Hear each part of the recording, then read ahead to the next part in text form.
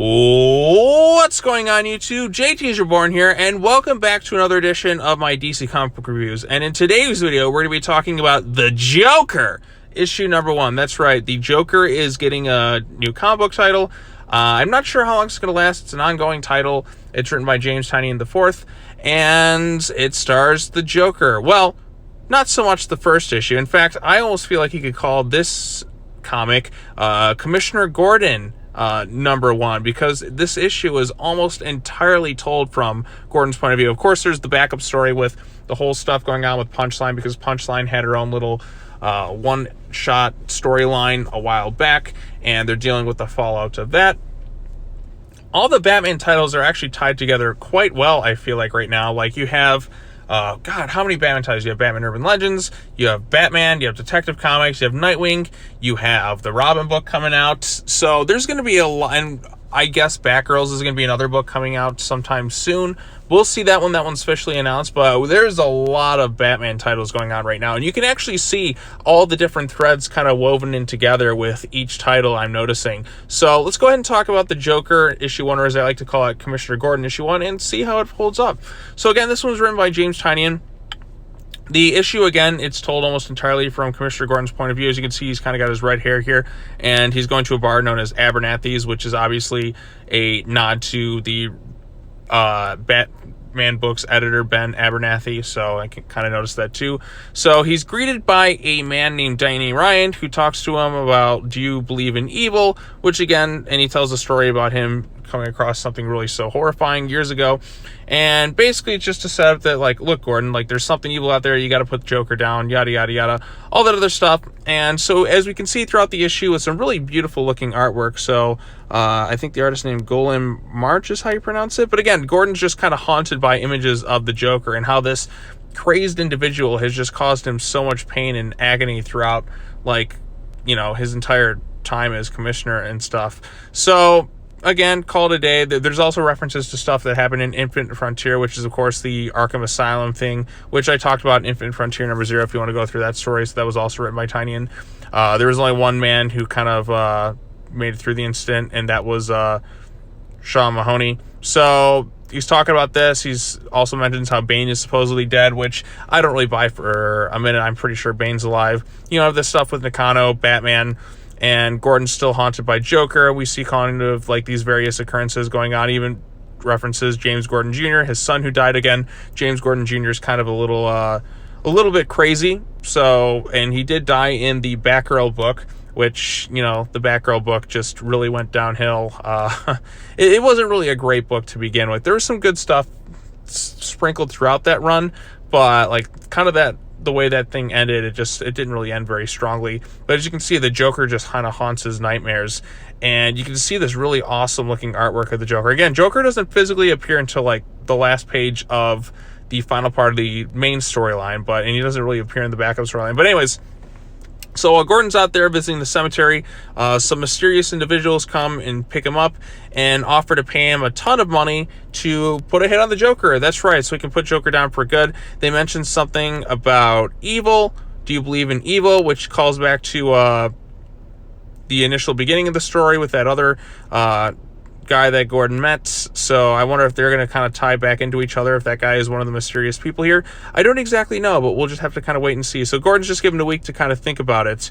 And like, okay, he's out there, Jim, planning something. 8A wasn't the end of a story, it was just the beginning. So Jim's kind of left wondering, do I take the $25 million and put Joker down for good, or do I bring him in by the book? Because Gordon's always been somebody, like, it's even made a point in like The Killing Joke where it's like, we got to bring him in by the book. We have to show him that our way works. So that's something Gordon's always kind of had to deal with. He's kind of been like one of those cops with a sense of like integrity, where he just does things by the book, and he's like, we have to believe in the system. If I go outside of it, then there's something kind of wrong with that. So there's that. And then we see Joker, who's just really happy and excited. He's on his vacation in Belize. He's been murdering people. He's like, oh my goodness, this is going to be a lot of fun. And so that's that. And yeah, so that's the first story. The second one involves Harper Row trying to put back on her, you know, costume to go get ready to face off against Punchline. That's kind of that. We have Punchline in the prison beating the shit out of the Royal Flush Gang and basically kind of taking charge, like, this is my prison now.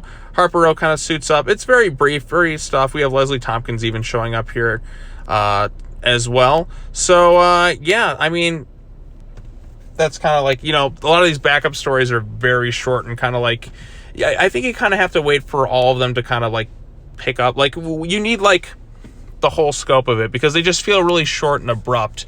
But again, this is picking up from the events of Punchline number 1, which if you read that, you would see that Punchline just basically kind of bullshitting her way to get a lot of public sympathy. Like, oh, I was manipulated by the Joker and all sorts of things, and people are simping for her and all sorts of stuff. They're like, say Punchline, all that other stuff. So even though she's done really terrible, terrible things, and yeah, so she's just bullshitting everyone, just trying to like take charge and stuff. So yeah, that was basically the Punchline one, and that was the Joker storyline.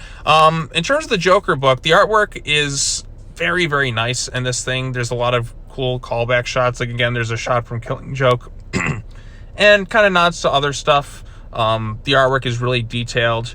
Just kind of little things too. The Joker's like really fleshed out here. The backup storyline's kind of the same deal. Again, I don't really complain too much about comic book art. I mean, these are professionals within the industry and they do a really damn good job at what they do. Some books, though, I will give criticisms to the art if I see something just looks really off.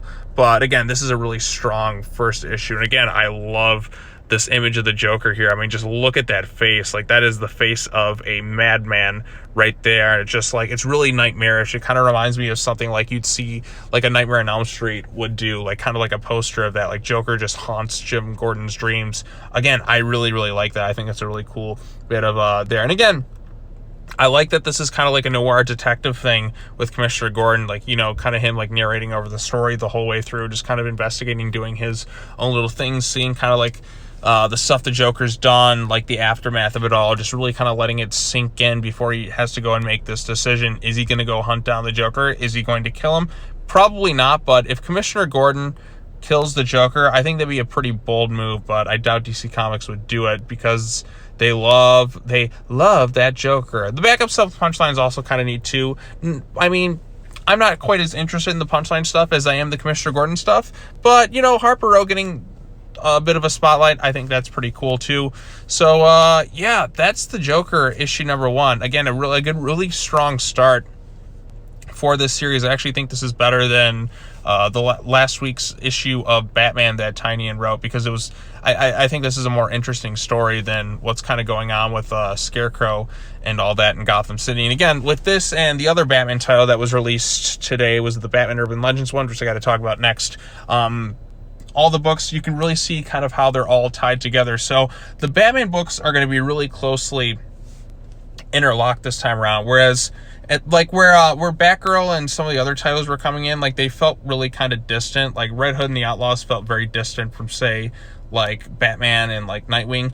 I feel like all the Batman titles are going to be really closely interlocked together this time around, and you can see that with this first issue. And I am very excited to see where this thing goes from here. This is a good starting point. I know Joker wasn't necessarily in this thing a lot, but his presence is felt.